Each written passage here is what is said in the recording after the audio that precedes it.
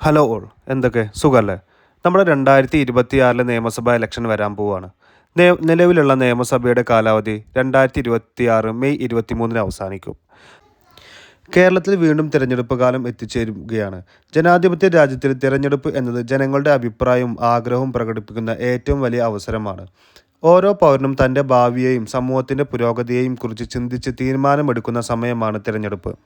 അതുകൊണ്ട് തന്നെ തിരഞ്ഞെടുപ്പ് ഒരു സാധാരണ രാഷ്ട്രീയ സംഭവമല്ല, മറിച്ച് ജനാധിപത്യത്തിൻ്റെ മഹത്തായ ഉത്സവമാണ്. ജനങ്ങൾ അവരുടെ പ്രതിനിധികളെ തിരഞ്ഞെടുക്കുന്ന ഈ പ്രക്രിയ രാജ്യത്തിൻ്റെ ഭരണ സംവിധാനത്തെ ശക്തിപ്പെടുത്തുന്നു.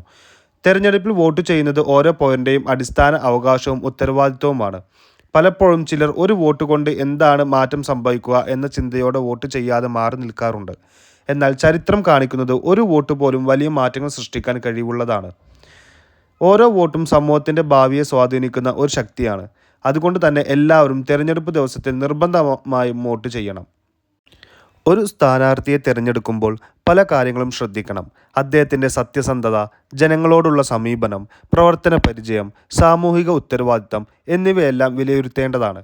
സമൂഹത്തിൻ്റെ പുരോഗതിക്കായി പ്രവർത്തിക്കാൻ കഴിവുള്ള നേതാക്കളെ തിരഞ്ഞെടുക്കുന്നത് ജനങ്ങളുടെ കടമയാണ്.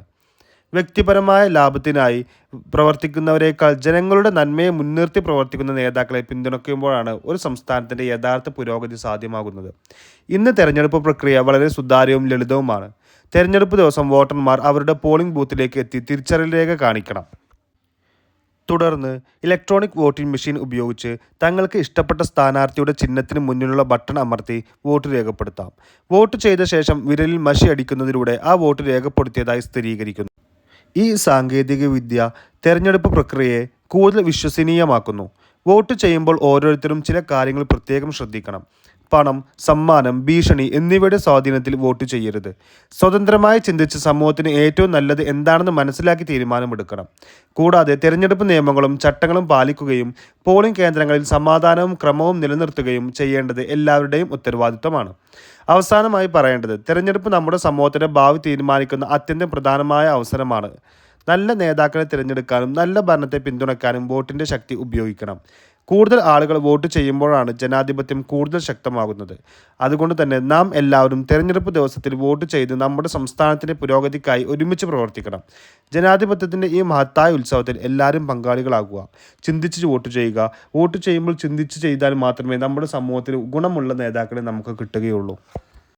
വോട്ട് ചെയ്യുമ്പോൾ ഓരോരുത്തരും ചില പ്രധാന കാര്യങ്ങൾ ശ്രദ്ധിക്കണം. ആദ്യം തന്നെ വോട്ടർ ID കാർഡ് അല്ലെങ്കിൽ അംഗീകരിച്ച തിരിച്ചറിയൽ രേഖ പോളിംഗ് ബൂത്തിലേക്ക് കൊണ്ടുവരണം.